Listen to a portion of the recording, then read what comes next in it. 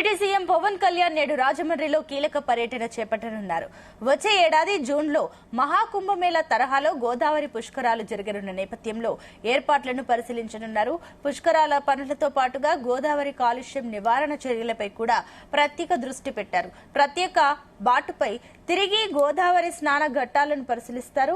అనంతరం రాజమహేంద్రవరం నగరపాలక సంస్థ కార్యాలయంలో సమీక్ష నిర్వహిస్తారు.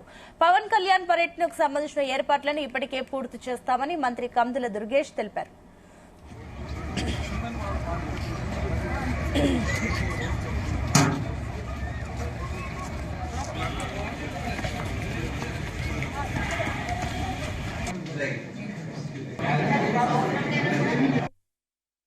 పుష్కర్ ఘాట్ నుంచి కోట్లింగాల రేవు వరకు బోటు మీద ప్రయాణించి అక్కడ ఉన్నటువంటి వాస్తవ పరిస్థితి తెలుసుకోవడం, దాంతోపాటు నల్లా ఛానల్ విషయంలో ఏ రకమైనటువంటి కార్యక్రమాలు జరుగుతున్నాయి, ఏ రకంగా కాలుష్య రహితంగా దాన్ని తయారు చేయలేని అంశాలను కూడా వారు పరిశీలిస్తారు.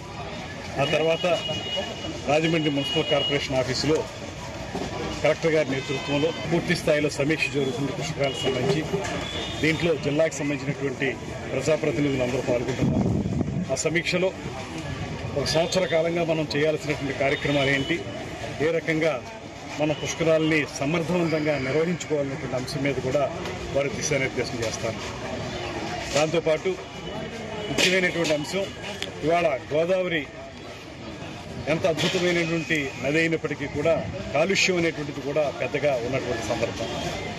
దాంతోపాటు కొన్ని ప్రధానమైన అంశాలు నల్లా ఛానల్ విషయం కానివ్వండి, లేకపోతే వాటర్ వర్క్స్ కానివ్వండి, వీటికి సంబంధించి కొన్ని జాగ్రత్తలు తీసుకున్నట్లయితే ప్రజలకి తాగునీరు మంచిగా అందించవచ్చు అనేటువంటి ఆలోచనతోటి, దాంతోపాటు దీన్ని నేషనల్ రివర్ కన్జర్వేషన్ ప్రోగ్రాంలో పెట్టినట్లయితే దానికి సంబంధించి చేసుకునేటువంటి కొన్ని జాగ్రత్తలు ఇవన్నీ కూడా క్షుణ్ణంగా పరిశీలించడానికి వారు ఇచ్చేస్తున్నారు.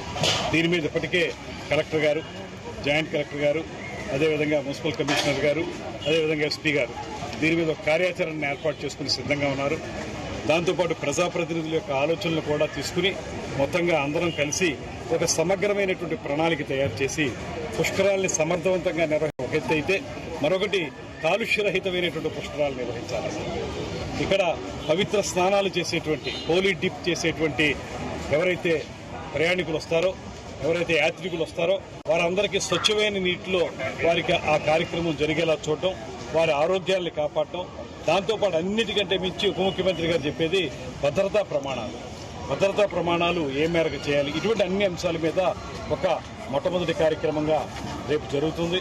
అది అయిన తర్వాత దాన్ని ఫైన్ ట్యూన్ చేసుకుంటూ మరింతగా పుష్కరాల్ని సమర్థవంతంగా నిర్వహించడానికి ఏ రకంగా ముందుకు వెళ్లాలనేది మేము ప్లాన్ చేస్తాం.